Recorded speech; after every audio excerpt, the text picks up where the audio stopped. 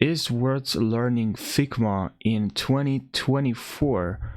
Well, probably you have some kind of fear to start learning FIGMA in 2024.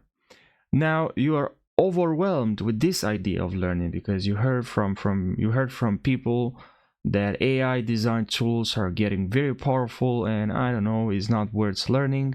But I'm here to support my argument, which is the first one: you're an artist, not an algorithm. So by learning this, like, AI design tools can be fun to play with, but they are still in their early stages and they don't have what we have, which is creativity. And you probably heard this argument multiple times, but imagine them as those painters. Can you imagine as the painter? No, because it's just an AI. They can't be creative, you know.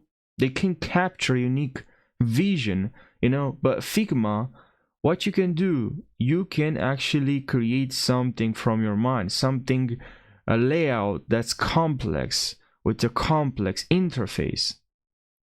And by designing something, you can even like use AI. I'm not saying you should ignore AI design tools, but you can use AI. It's my second argument is the way you adapt here. I think learning Figma and also learning AI and combining both and also striving to learn, always learn, can be a very, very powerful skill that you can outwork your competition, because others, they will not have the gut to learn new tools to and also to adapt. They will not adapt.